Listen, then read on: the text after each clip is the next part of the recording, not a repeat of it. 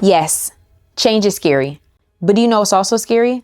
Looking back at your life in 20 years with regret that you never achieved your dream life because you could just never find the perfect time. You kept telling yourself, I'm going to wait until the new year. I'm going to wait until the new month. I'm going to wait until that day that you felt ready. But the day never came. Weeks went by, months went by, years went by, and deep down inside, you knew that you wanted to change your life, but you were just waiting until you felt ready.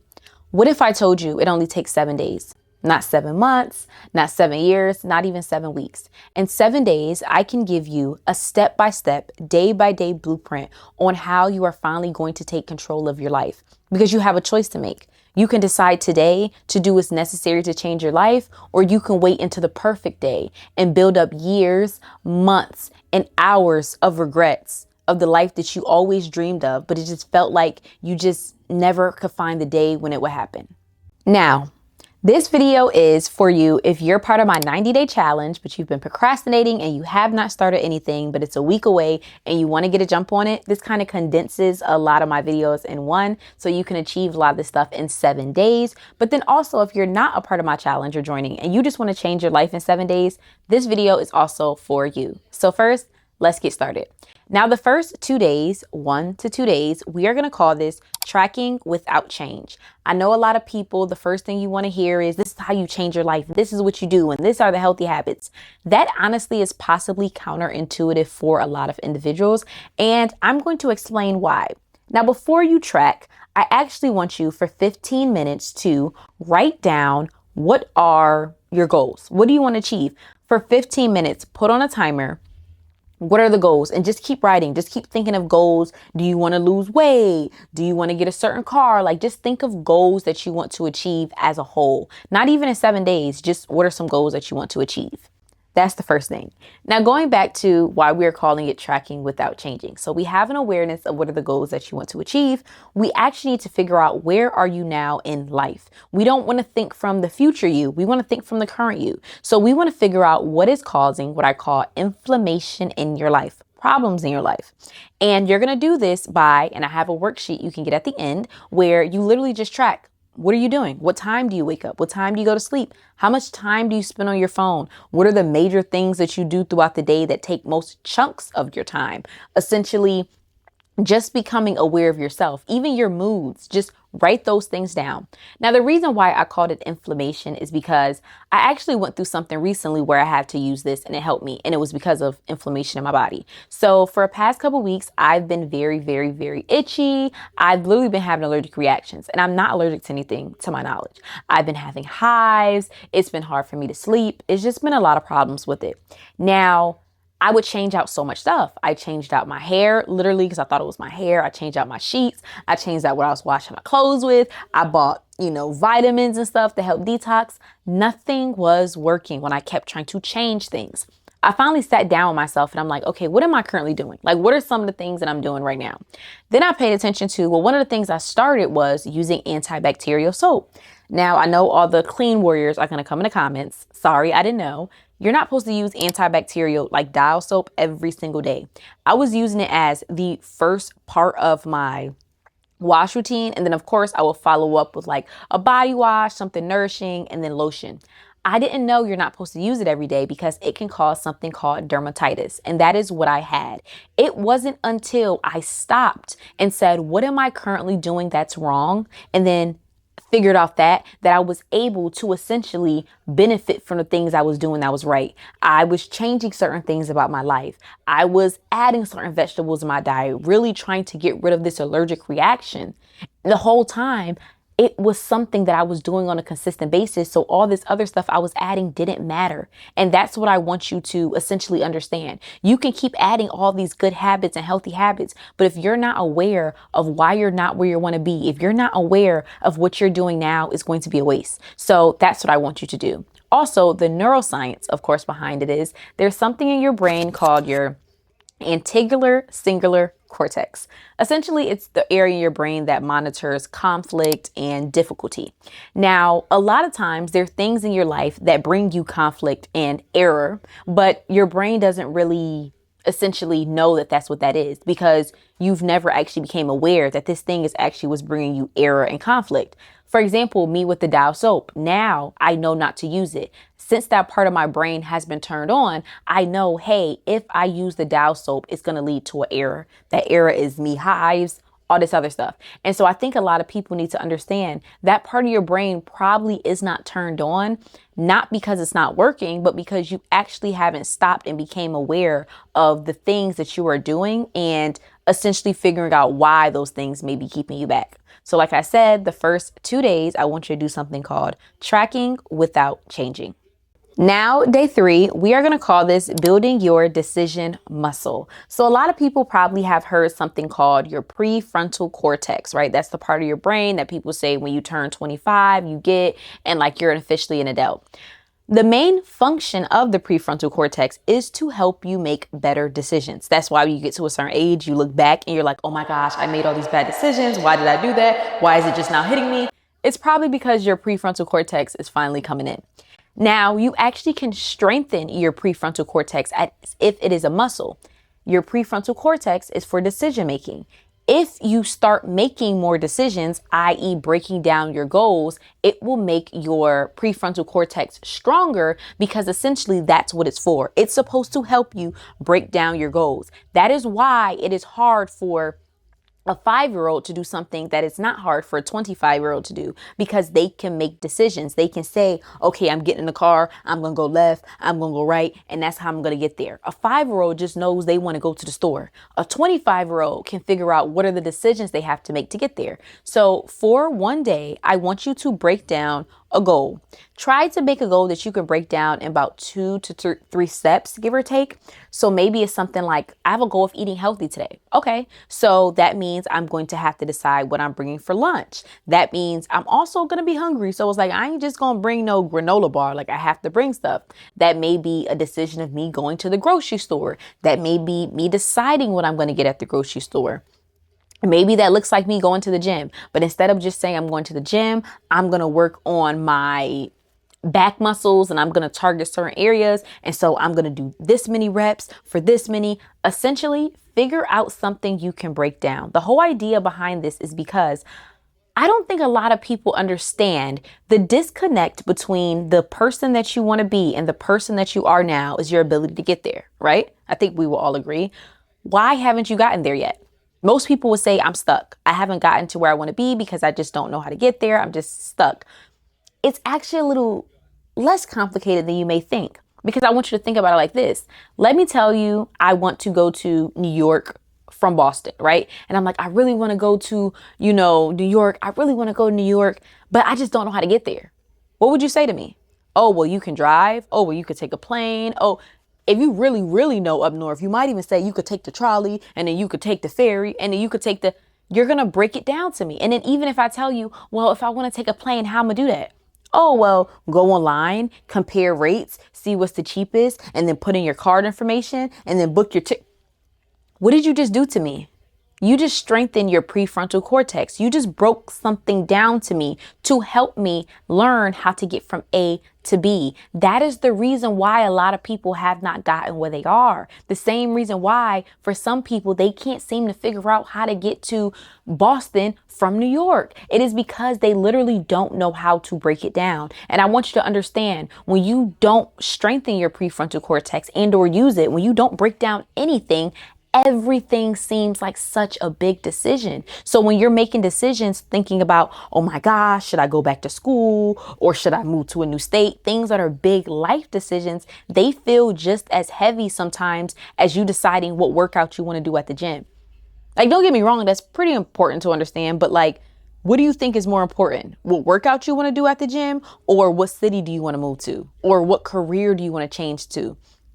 That's probably stronger, right? That probably seems more life detrimental, life impacting. But for a lot of people, you can't make these big decisions because your brain is not even used to making little decisions. That's like telling a 2-year-old to pick up a 5-pound weight and then to pick up a 500-pound weight, or a 1-year-old To them, it's the same thing. It doesn't make a difference to them. They can't do either. That's the same thing for you. The 500-pound decisions feel just as hard as the 5-pound decisions because your prefrontal cortex is weak. So on day 3, that is what we are going to have you train, that muscle. Break something down and get used to saying, I want this thing. So let me break down how I'm going to actually get this thing, because that's the only way you can get to your goals. Now, day 4, we are going to call this the tipping point day. Think of this as being the cherry on top, the one thing that causes the trickle effect to so many other things. I don't think a lot of people think about the tipping points in their life. One little thing that caused this chain reaction, very similar to a butterfly effect. Like, we don't think about it, but your parents possibly met bumping into each other at the grocery store. Your parents probably met somebody was at a red light. Like, there's so many little things that can change and make a ripple effect into big things. And a lot of times too, that is what you're waiting for. You're waiting for that day to come that you say, I'm going to make this decision. I'm going to do this thing. Oh, well, you're going to do it on day 4.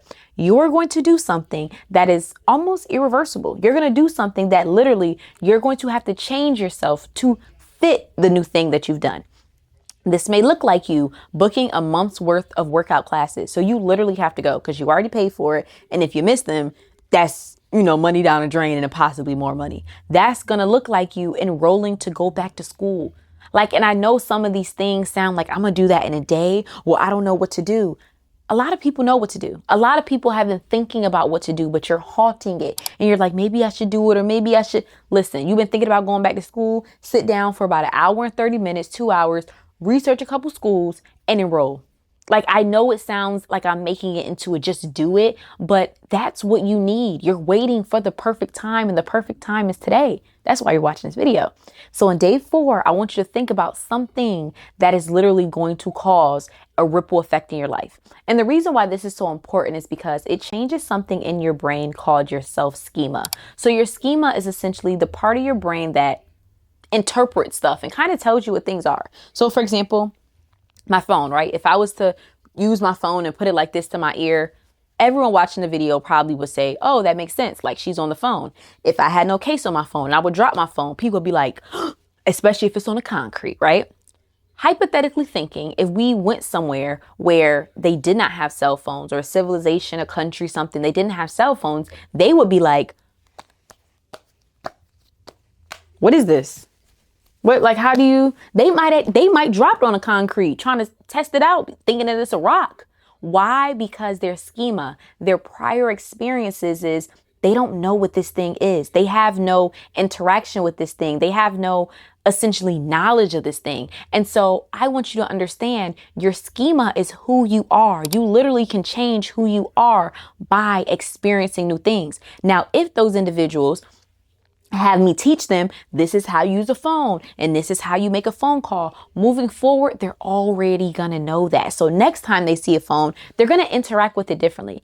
And a perfect example of this, maybe it's not perfect, maybe it's just a little personal, but I actually had something happen and I realized it changed my schema. So I'm recently going back to school at the age of 25, and it's been interesting, right? Because now I have to study, but then I also have bills to pay, but then I also have, it's a lot going on. And so making this decision caused a ripple effect because it's making me do other things differently.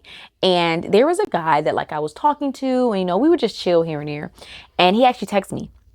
No, he called me and he was like, oh, he wanted to chill with me one night and I had homework to do. But I'm thinking in my head, okay, when I'm done with this homework, I'll probably just chill with him. I told him essentially oh, I have homework, all this other stuff. And he was like, oh, well, you could do that later. Ain't nobody worried about that. That man will never hear from me again. Why? Because my schema has changed. Why? Because my responsibilities have changed.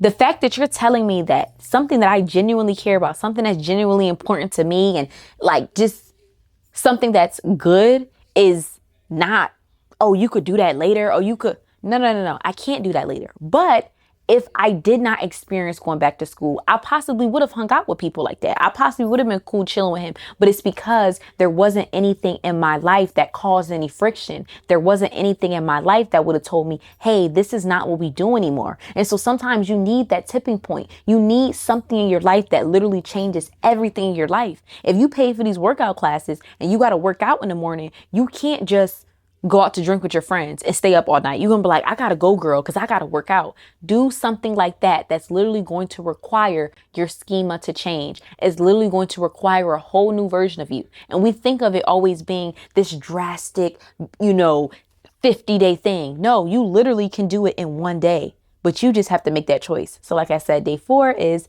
the tipping point. Now, the next one, day 5, we are going to do something called borrowed bravery. It takes a lot of bravery to make the decisions that are necessary when it comes to changing your life. To make the decision to wake up when you don't want to wake up, to make the decision to post on social media when people are going to judge you, to make the decision to go back to school and people might judge you because you're too grown for it. And so sometimes I want you to understand you can kind of do something similar to borrowing bravery. What someone else did, you can kind of get the idea of how to do that, what's necessary to do that. And also understand that if you find a story that mirrors yours, it kind of makes it a little bit normal. And so an example of what I want you to do is actually, and maybe a couple days before, you can start getting it ready, make a whole playlist, but watch interviews, watch podcasts of individuals that come from possibly where you come from, experience what you've experienced, and are doing what you want to do. So not necessarily hearing a millionaire talk about her day in the life, and I wake up in the morning and I go to Pilates, and I know somebody talking to you about, and then when I used to wake up in the morning, it used to be rats in my house. And then for 6-7 years, I was on a road, I was grinding, trying to get my singing career together. And then it finally, that's what I want you to listen to, because you start to borrow people's bravery first and foremost when you start saying what is necessary to be done to get to where you want to be. But then also to a certain extent, I think a lot of people don't understand what you can learn from it. And even during that, I want you to write down 3 things that you learn that you can use when you're listening to these interviews, when you're listening to these podcasts. And some people may say, all right, this sounds dumb. Like, I don't think that this would necessarily work. There's science behind it, of course, which I will explain. But even in my own personal experience, this YouTube channel is a product of me borrowing someone's bravery. I watched a Kai Cenat interview right before I really started with YouTube, and I'll never forget, it was on the podcast $1 Million Worth of Game with Gilly and Wallow, and he talked about being in college and how he would literally sometimes miss going out to parties. He would be running on one side of the campus, on another side of the campus, trying to download the file because it used to take forever. If you are a content creator, you know what I'm talking about, from your USB. And essentially, he would say this is because he posted every other day. He literally outworked his competition. And so that's what I did.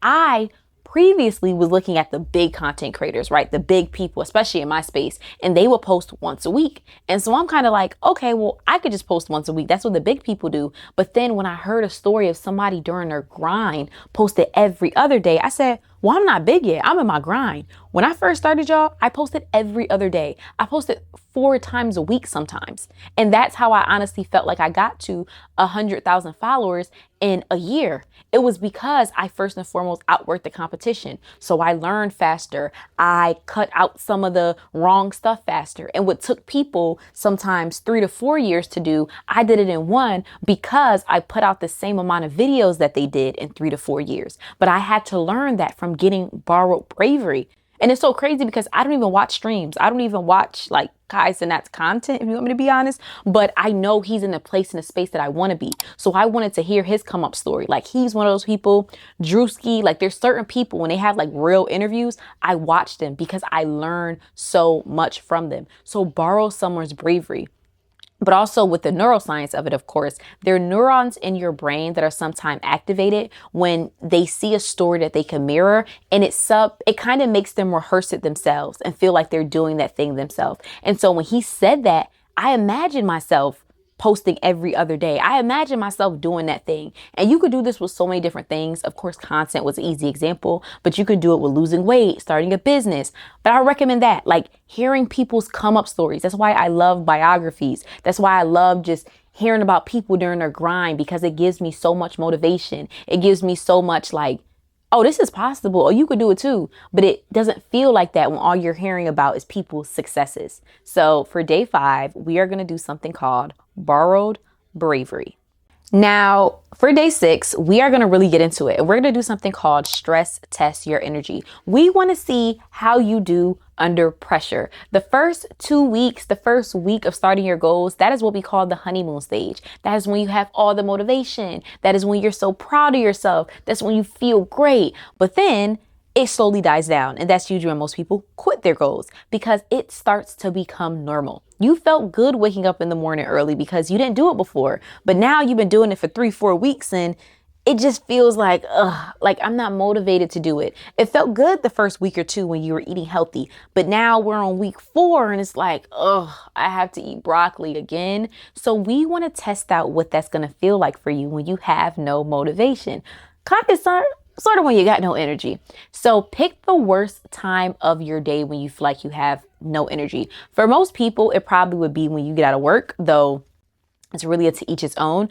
For a lot of people in the morning, you wake up, you have energy. Even if you don't want to get up in the morning, you usually still, once you get up, you have energy. Think about a time where you have the least amount of energy. You're the most depleted throughout your day. And that is what I want you to focus on. If you've been keeping up with the series, your anchor goal. But if you haven't been keeping up with the 90-day series, just a major goal. So this can look like you going to the gym. This can look like you sitting down, recording the content, editing the content, putting it together, working on the business. What is a major goal that you want to do and do it during this time period? The good thing about this is, first and foremost, it's going to show you what it actually is going to look like for you doing this goal, what it's going to feel like more so when your motivation dies off. But then also this teaches you sustainability. Are you actually going to be able to sustain this goal? Because kind of the way your brain works is it wants to figure out what's going to be able to survive. And so maybe you do need to adjust this goal a little bit. Maybe you do need to change some things about this goal, because when we first make goals, let's just be honest, we give ourselves these outlandish things that we have to do and we have to accomplish. And sometimes that's just not that. So that's a great thing as well. But this is a major one I want a lot of people to do. Stress test your goal. We're gonna put that goal under pressure. And let's see if the pipes bust or we make diamonds. Now, finally, day 7. So we are going to break day 7 into 2 points. It's going to be into pattern recognition and identity alignment. So first, we're going to talk about pattern recognition. What is that? A lot of people say they want to change their identity. I want to change my identity. I want to change, something about me and rebrand my identity. Let's start speaking about what is identity. And I think I'll make a whole video on this, but essentially identity is one sense of self. Now, some of these senses of self can be what you choose, such as groups you want to be a part of, but sometimes they can come from outside, essentially communications of who you are, how you communicate that. So essentially, I identify as a Black woman. That's something that I can't change. It's not something that I chose, but it's not something that I would choose anything else as. But then also I identify as things that I chose. I identify as a content creator. I identify as an urban romance girly, right? All these things that I identify as are groups that I am in. When you start thinking about what are the patterns in your life, when you want to change your identity, you first and foremost have to figure out what do you already identify as. You have many identities already. There's so many people that want to change their identities. What are the identities you already have? What are the groups you are a part of? Because there is a sense of entry that you have to do to get in these groups and be a part of these groups. There are certain experiences that other people outside of these groups won't even understand. And that can go from me being a Black woman. If you're not a Black woman, certain things you just wouldn't understand because you're not part of that identity, that group. But then also being an urban romance girly book. You wouldn't understand certain things if you're not part of that community or even the book community. You wouldn't understand if I said I'm a DNF a book. That means do not finish. You wouldn't understand if I say, I hate the FMC. That's the female main character. There's just certain things that being a part of that group, other people wouldn't understand, but then also entry into that group, the requirements of reading certain kinds of books, of even reading books that makes me a part of that group and makes me a part of that community. There's things that people in that community relate to that I relate to. We share an identity in that form. So the first thing I want you to do is write down your identities, and you can get as singular as possible. For some people, your weight can be an identity for you. If that's something that's a major factor in your life and it associates you with certain communities and certain people wouldn't understand your experiences based on that, that can be an identity. How much money you make, where you come from. But also understand identities are not necessarily static. Not all of them. Like they can change. They're dynamic. They can change. Certain things you can't change, like being a Black woman. Not that I want to, but that's very much so static. I can't change that. But then things are dynamic. Things can change. So my identity based upon where I grew up doesn't have to be the identity I have when I become an adult and where I live, right? But just think about the identities that you have now. Then I want you to think about the identities of the people that you are around the most. So mainly for a lot of people, it's their friends and their close family. Start thinking about their identities. Are your friends more so college graduates? Do they identify in that group? How much money do your friends make roughly? Usually people in a friend group make roughly the same amount.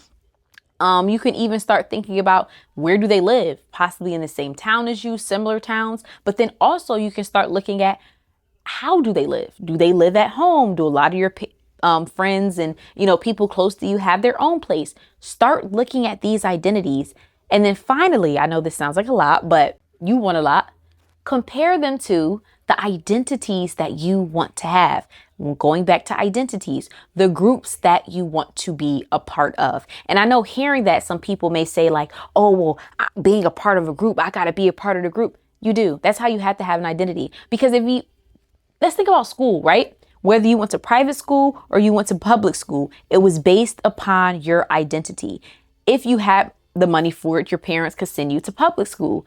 I'm at private school. But let's say if you didn't have the money for it or your parents just didn't want you to, they would send you to public school. Even going to public school, though, you had to have a certain identity. You can't be from this town and go to a public school in another town. You have to have a similar identity to the people in that school. And so I want you to understand your identity is so deep, and I can go on and on about this, but I want you to start asking yourself that, like paying attention to the patterns, the identities you have, the identities those around you have, and then compare them to the identities that you want to have. And when you're thinking about the identities you want to have, think about the groups that you want to be a part of.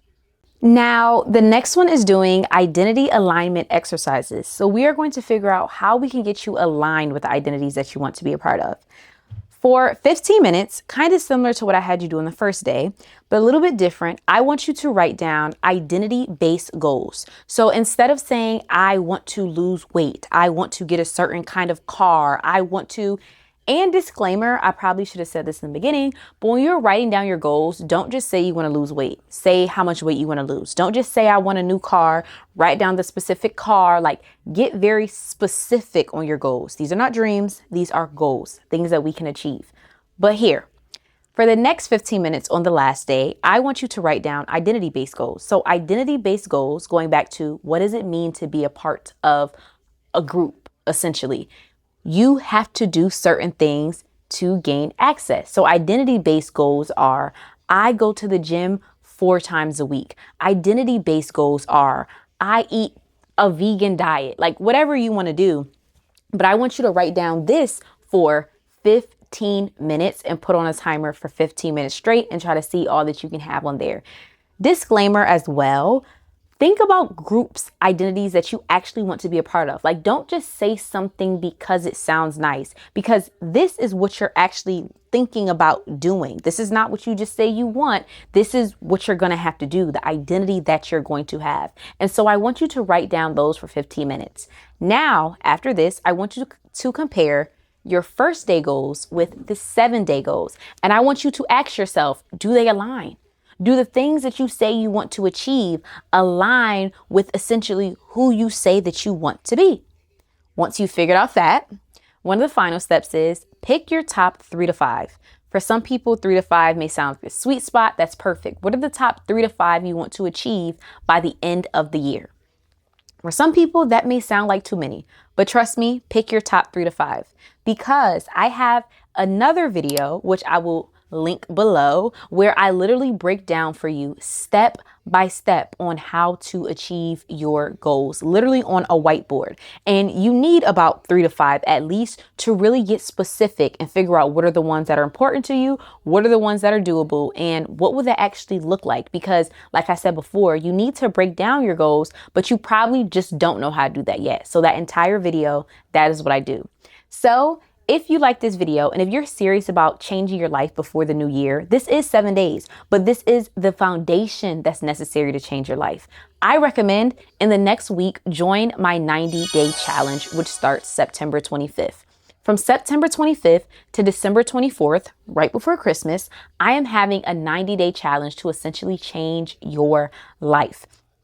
In my intro video, which you can find in my playlist for my 90-day challenge, I break down it in 30-day chunks. Step 1, step 2, step 3 of how you are going to change your life. The idea is in 90 days, you are going to build your identity. You are going to become part of certain groups. And for the rest of the year, for 2026, that is when you're going to do the things that you wanted to do on day 1, the goals that you want to achieve. You cannot achieve these goals until you become the kind of person that does those things, that gets those goals. You're not going to lose the weight until you become the kind of person that works out and eats healthy. You're not going to make money from a business until you become the kind of person that starts the business, that learns how to run the business and promotes the business. Until you have that business owner identity, you ain't gonna get that business owner money.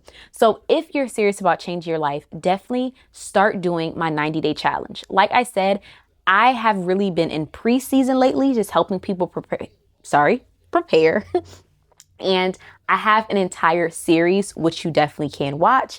But also I recommend to go below, which I have a worksheet for this video. So I mentioned it earlier where you can fill in things. I know for a lot of people, because for every one of my 90-day videos, I have a worksheet. People have been saying they haven't been getting the worksheet.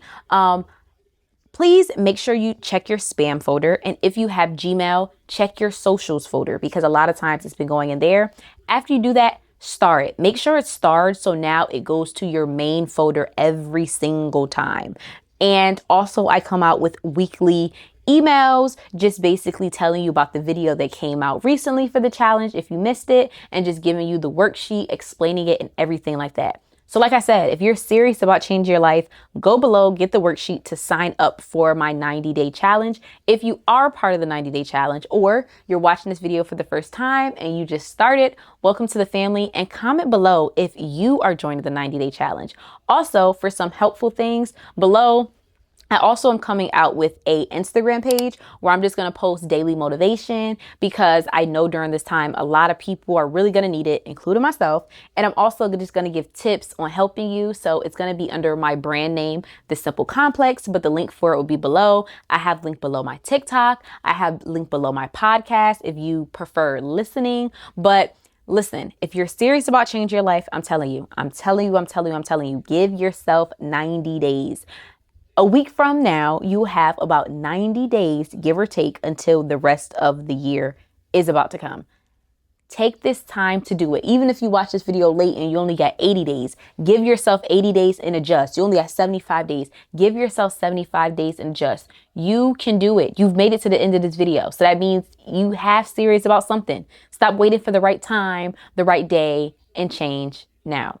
Thank you guys so much for watching this video. Please, please, please follow because so many of y'all don't be following me, but y'all be watching the video. Regardless, I appreciate the support. Please comment. Please share this with anyone. If you want to do this with friends and y'all want to listen, me and my friends are having a whole night where we're planning out our goals before, the challenge starts. You and your friends can get together and literally plan out what are our goals, girl? What we about to do? What we about to achieve? What we about to do, all that. So thank y'all so much and have a great one. Also, almost forgot, the day before the challenge starts, which is September 24th, because the challenge starts September 25th, I'm having a live event. So please sign up for the live. That's when I'll talk about the challenge, just give a rough overview, give words of encouragement, answer anything that you guys have questions about and all that. So if you want anything answered, if you want any advice, please go below in my advice email. Please only email that for advice. and send in any advice that you want from me, anything like that. And please sign up to be notified for my live, which you can do at the end of this video